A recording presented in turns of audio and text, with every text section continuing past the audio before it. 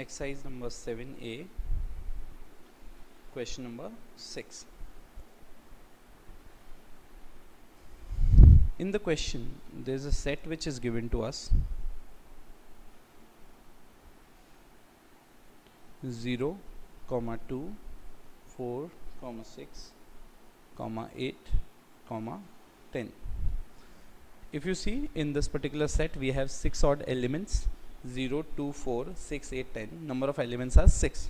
Now in the option, there is one, this set which is given to us. This set is given to us in listing format. In which format? Listing format. Or you can say as per the listing method. Now question is saying that one of the option given to you is in the set builder form. So you have to identify that particular option which can be represented, which can be helpful in representing this set under the set builder format. Let's try to figure out. Let's do question number, let's take up option number A.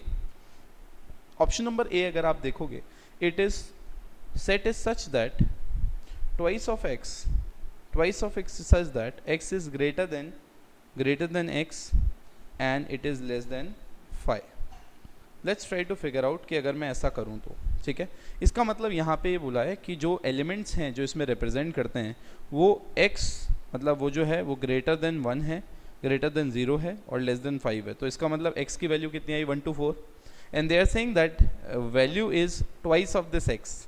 सो अब अगर मैं इस हर value का twice करूँ, like first element I gonna get 2 into 1 is 2, I gonna get 2 into 2 is 4, 2 into 3 is 6, 2 into 4 is 8. तो मेरा कौन सा एक ए ऑप्शन के हिसाब से सेट बन के क्या आया 2, 4, 6, 8. Can you just compare this with the original set जो हमें लिस्टिंग मेथड के हिसाब से दिया हुआ था. It is not matching, so therefore this can not be the answer. Let's try to figure out through option number B.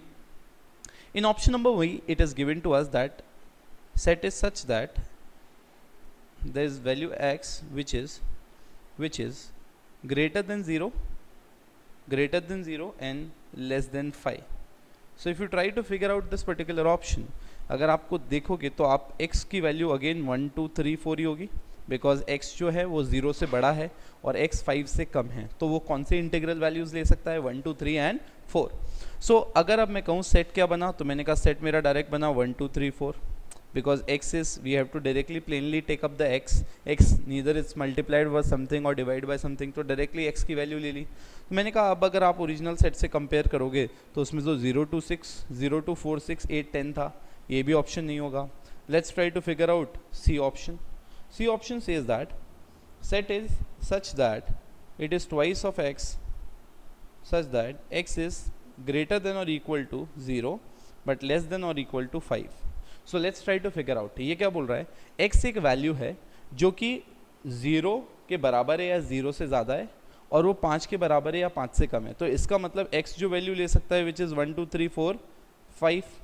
Now let's talk about the element. Element is what twice of this x. Let's try to figure out. तो यहाँ पे 0 भी होगा because it is equals to 0. Okay, so मैंने कहा x value क्या ले सकता है, मैंने कहा let's multiply this 0 by 2.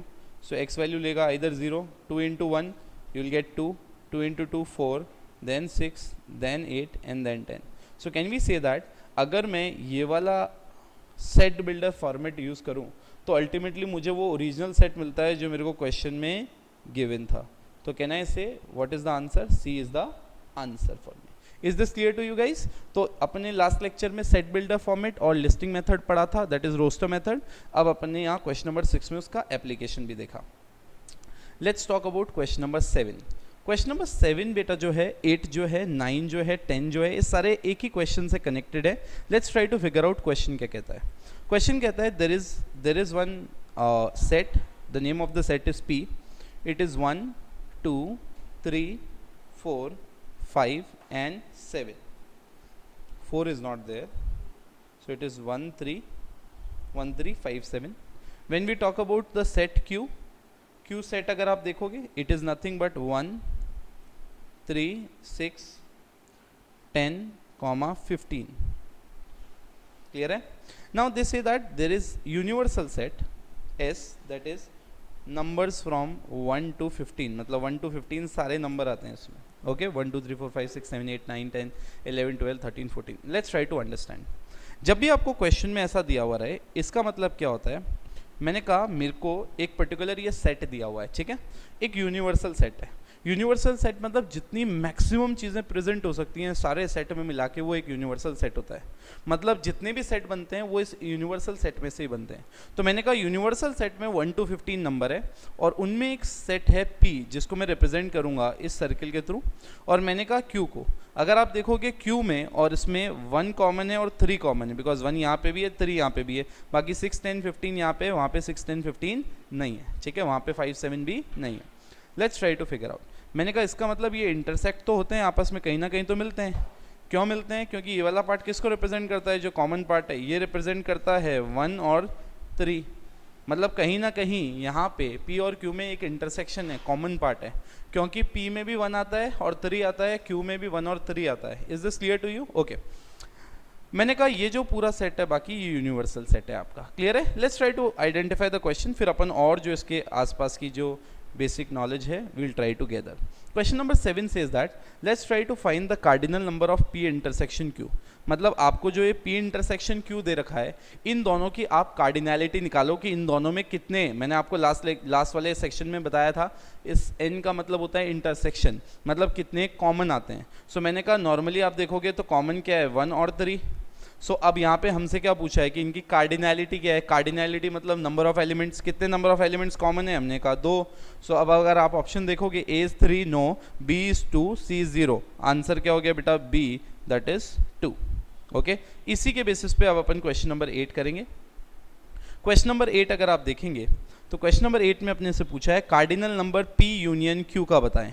Cardinal number बताएं P यूनियन Q का। तो अगर आप देखेंगे P यूनियन Q, नॉर्मली अगर आप 5 का P का देखेंगे, P में कितने नंबर ऑफ एलिमेंट्स हैं, मैंने कहा ऑब्वियसली इट इज़ 5।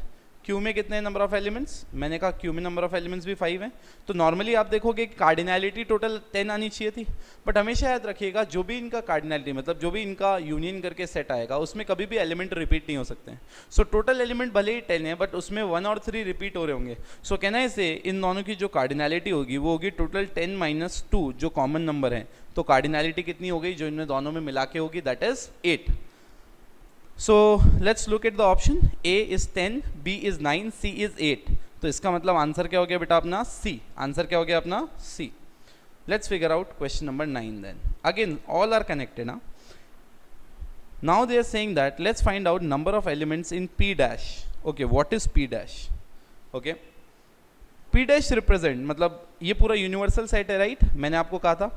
अब मैंने कहा P dash का मतलब होता है ऐसे एलिमेंट्स जो P में आते हैं P में नहीं आते, मतलब ऐसे सारे एलिमेंट्स हमें ढूंढने हैं जो P में नहीं आते। मैंने कहा यार बहुत आसान है ये तो ढूंढना। मैंने कहा P में आपके पास यूनिवर्सल सेट कितने का था, ऑब्वियसली जो Q के कॉमन नहीं है वो भी इसमें P डैश में आएंगे। सो मैंने कहा अब अगर आप देखेंगे टोटल P में सेट के नंबर्स कितने थे 5। सो ऑब्वियसली यूनिवर्सल सेट में 15 टोटल कार्डिनैलिटी थी।